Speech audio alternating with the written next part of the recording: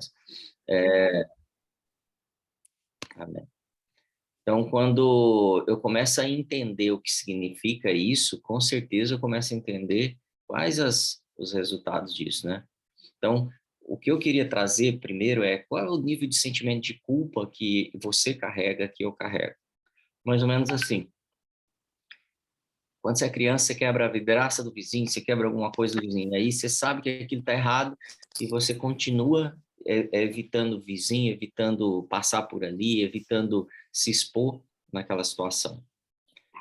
Aí seu pai já pagou a vidraça, já pagou a dívida que tinha ali, mas você continua evitando. O vizinho não lembra mais que aquilo aconteceu, mas você continua evitando.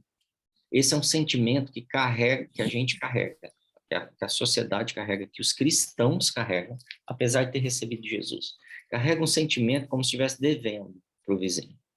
E aí é, é, um, é algo cíclico, é algo rotineiro que eu sempre vou evitar aquele que eu penso que eu devo, né? Quando adulto, às vezes a gente está devendo para alguém, aí o que você vai? Aí o credor liga, eu vejo acontecer muito isso. Aí a pessoa não atende o credor. Por quê que ele não atende? Porque ele evita.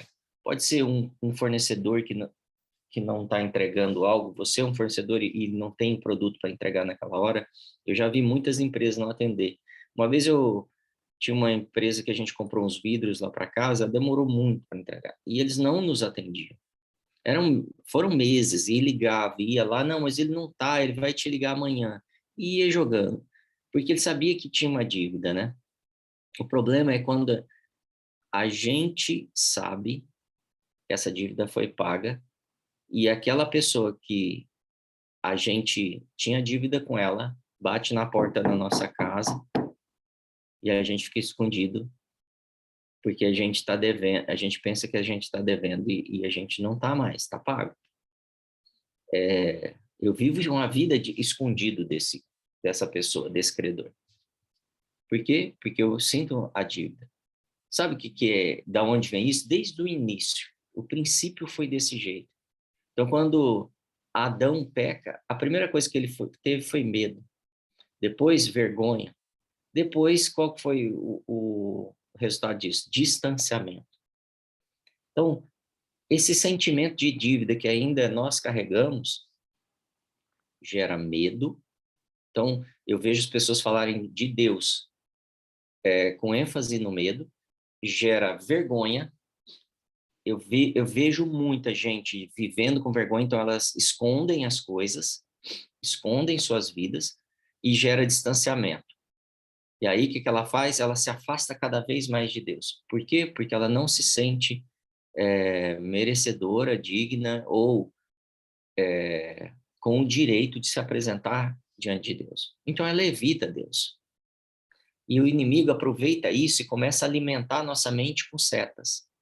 E eu senti de trazer muito medo, muito isso hoje, porque eu tenho visto muitas pessoas vivendo com medo, inclusive da praga, da doença, dos relacionamentos, medo de tudo. As pessoas estão se afastando inclusive, medo da igreja e de Deus. Tem pessoas falando aqui, eu me sinto indigna, eu me sinto atormentada, a vida com medo das coisas. É porque eu ainda não tive a revelação do que significa essa vida em mim, essa palavra, essa libertação, essa dívida paga, esse pagamento. Por isso que tudo que eu olho eu tenho medo de fazer uma entrevista de emprego, eu tenho medo de um relacionamento, eu tenho medo de pedir perdão, eu tenho medo de perdoar as pessoas, eu tenho medo de me apresentar, eu vivo com medo. E hoje nós vamos falar sobre isso, mas o amor lança fora todo medo, ou seja, existe algo que lança todo esse medo fora. E eu queria primeiro trazer a parte legal disso. Não se alimentar mais por setas, mas se alimentar pela informação. Não viver mais por falta de informação dessa relação com Deus, do que ele fez por mim, do sacrifício dele, que foi o que a gente começou aqui, mas se alimentar de vida, porque muitas vezes a gente se alimenta de morte dessas setas e desse afastamento da acusação da dívida que já foi paga dentro do culto. Às vezes, nós passamos tantos domingos nos cultos rememorando os nossos pecados do passado. Olha que coisa louca. Por quê? Porque a gente está condicionado não só a fazer com a gente, fazer com os outros também. E aí, a gente lembra desses pecados nos domingos e sai na segunda-feira já acusado, já falando assim, eu preciso fazer sacrifícios para Deus. E aí a gente vive uma vida e a gente ensina os nossos filhos a fazerem sacrifícios, nossos cônjuges, nossos amigos, assim, vivam de fazer sacrifício. Por quê? Porque não está paga a dívida. E eu vivo dessa mentira. Então, hoje é um dia de nós nos libertarmos dessa mensagem de sacrifício e voltarmos àquela verdadeira libertação que ele nos deu.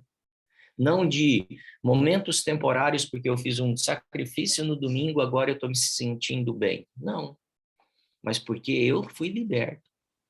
Então, cada culto que eu vivo, ou cada oração que eu faço, às vezes pessoas orando, Senhor, porque somos os mais indignos, culpados, o bigato da goiaba aqui no seu... Não, não é isso que ele nos ensina a orar. Ele ora assim, que venha o teu reino, que seja feita a tua vontade. Usa-me. Se eu quer usar alguém, usa-me, Senhor. Levanta a mim. Coloca-me no teu caminho e eu vou fazer as coisas que o Senhor pediu. Vou fazer a sua vontade. Então, as orações que nós aprendemos nas Escrituras, ou seja, na palavra, são totalmente diferentes das orações que a gente faz. Os cultos, muitos, são totalmente diferentes, porque eles estão preocupados em te diminuir, em te fazer se sentir cada vez menor e mais culpado daquilo que já foi pago. Sabe por quê? Porque a gente ainda carrega os dogmas do sangue de animais que cobriam pecados. O sangue de Jesus não cobre pecado, gente. Se falaram isso para vocês, mentira. O sangue de Jesus apaga os pecados. Paga pelo pecado que você cometeu. O sangue de Jesus te liberta de pecar. É totalmente diferente, o resultado é diferente, o propósito dele é diferente do que era o sangue dos animais. Hoje nós não vivemos nessa aliança de acusação e de cadeia. Ele me liberta, ele me libertou. Então ele apagou os pecados. Acabou isso. E agora eu posso viver em paz, porque eu não vivo em paz. Eu vivo preocupado, eu preciso fazer mais alguma coisa, porque senão eu não mereço. Não, o sentimento de fazer alguma coisa por Deus tem que existir, mas é por outro motivo. Não porque eu preciso pagar uma dívida, preciso ser aceito, preciso ser inserido. Eu vivo fugindo do pecado. Não, a Bíblia não diz para eu fugir, ela diz para resistir. Confronta ele, traga ele à luz. Mostra ele nas suas orações. Senhor, eu estou sendo tentado aqui e eu vou resistir a esse pecado. Chame alguém para te ajudar, alguém mais maduro. Então, resista ao pecado. Resista a essas mentiras. Não faça como Adão, que fugiu, se escondeu porque tinha pecado. Aquilo não resolveu. E como que eu consigo isso? Como que eu consigo dar esse passo, pastor? Eu primeiro preciso tomar uma decisão se eu quero ser liberto. E eu acho que você quer. Se eu quero ser liberto, eu preciso buscar o que as Escrituras falam de uma pessoa liberta. Então, quando eu olho o relatos das Escrituras em Hebreus 10, 12, diz assim: mas quando este sacerdote acabou de oferecer para sempre um único sacrifício pelos pecados, assentou-se à direita de Deus.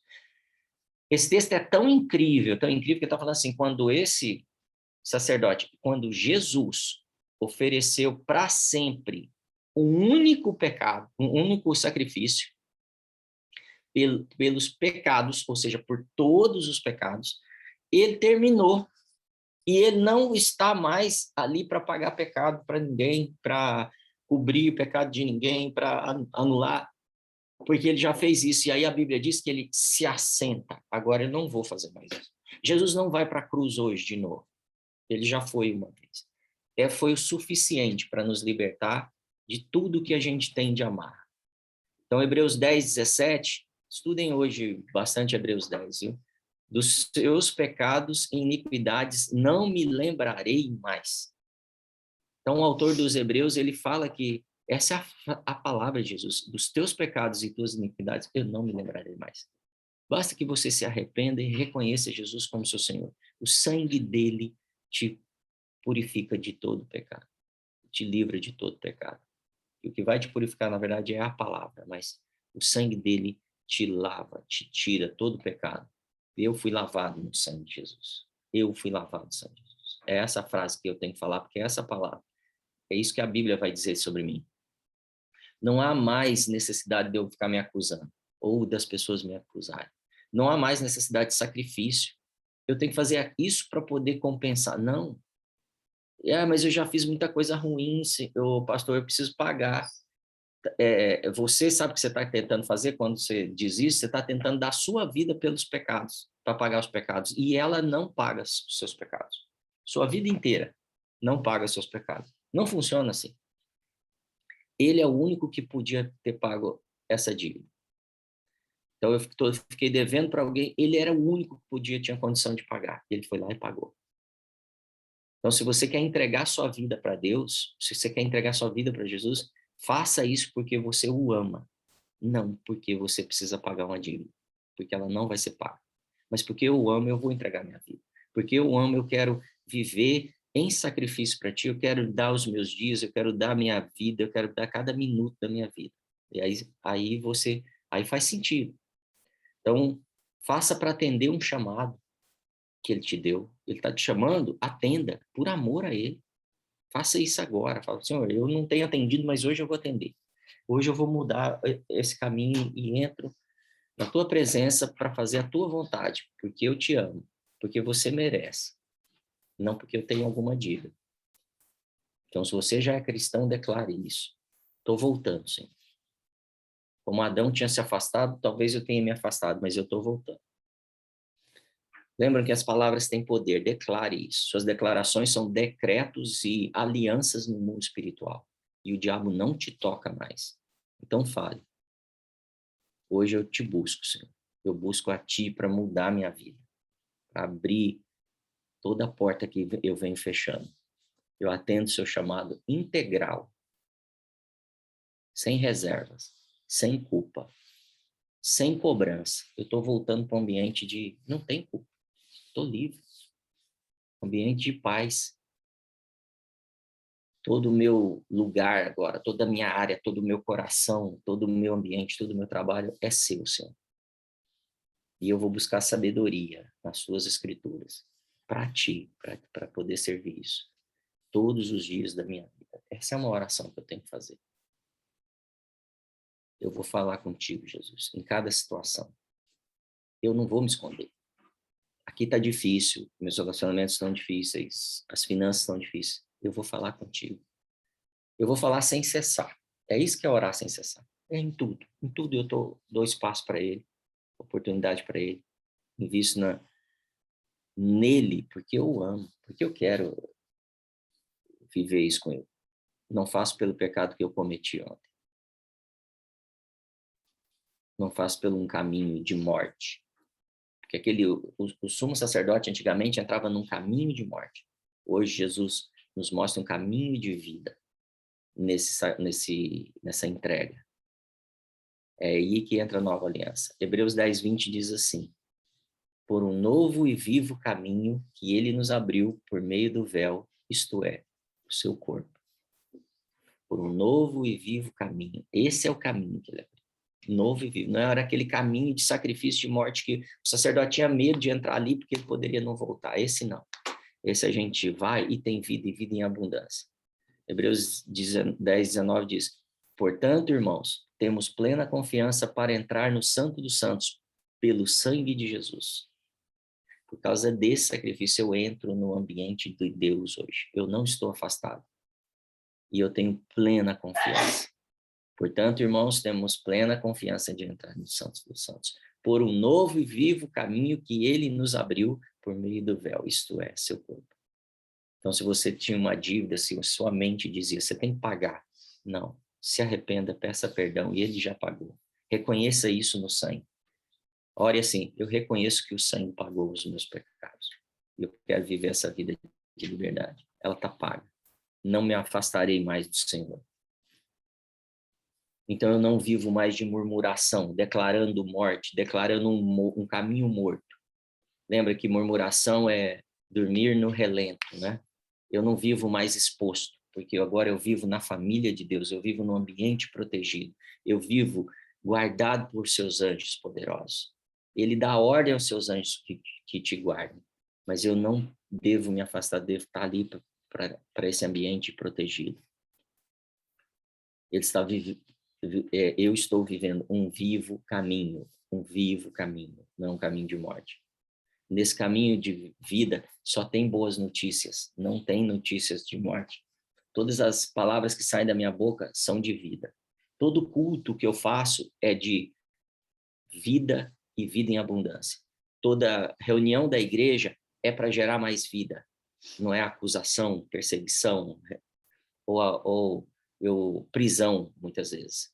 As minhas orações são orações de vida, sempre gerando mais esperança, uma possibilidade do que eu vou fazer a partir daí. E nisso eu me afasto cada vez mais do pecado e quando me aproximo de Deus.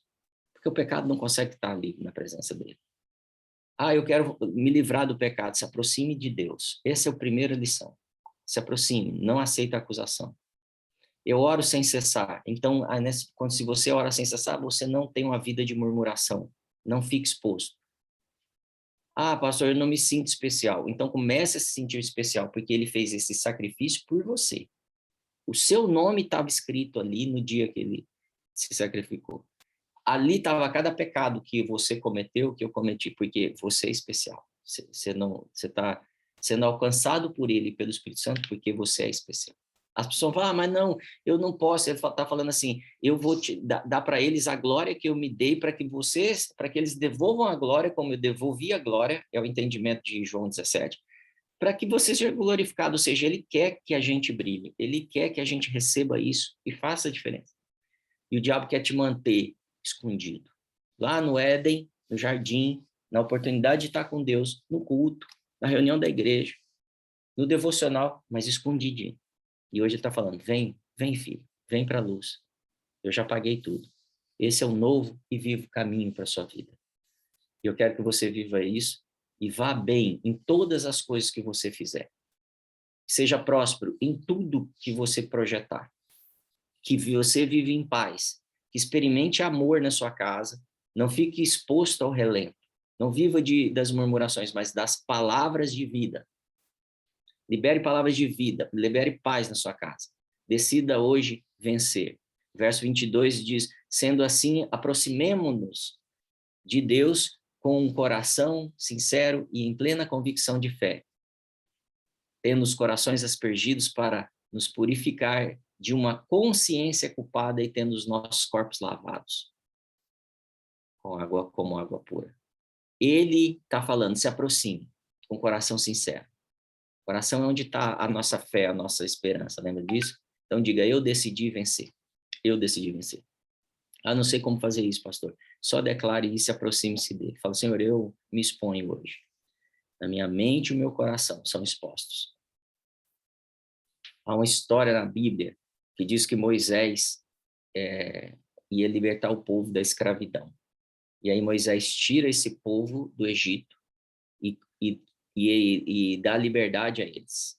E aí ele leva eles até a frente do Mar Vermelho. E eles estão ali na frente do Mar Vermelho, parados. E ali eles vão agora correr um grande risco. E tudo que eles decidirem é o que vai acontecer.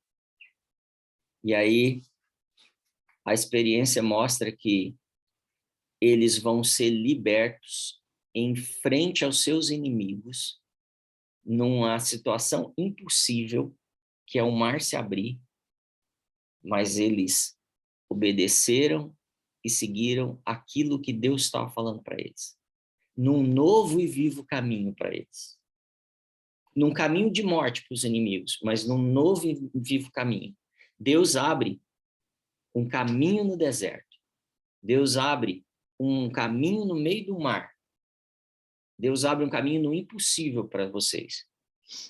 E Êxodo 14:14 diz assim, o Senhor lutará por vocês, tão somente acalme-se. Tem versões que falam assim, fique calado. O Senhor lutará por você. Só creia e receba isso que ele tem para você. Ele vai abrir o mar, ele vai abrir um caminho no deserto, ele vai abrir fontes para a sua vida, ele abrirá portas para a sua vida.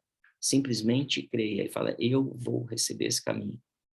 A oração de Jesus é que não apenas ele com Deus, mas que nós sejamos um. Nós não somos um ainda porque estamos escondidos, uns acusando os outros ou se auto-acusando. E aí, em João 17:20 diz, minha oração é que não é apenas por eles, rogo também por aqueles que crerão em mim, por meio da mensagem deles. Nós somos essas pessoas que ele está falando. Jesus rogou por nós, para que todos sejam um, Pai, como tu estás em mim e eu em ti, que eles também estejam em nós, para que o mundo creia que tu me enviastes. O chamado de Jesus para nós é que nós sejamos um com ele hoje, um entre nós. E eu quero te abençoar hoje. Repreendo toda a seta do maligno de acusação e de perseguição, de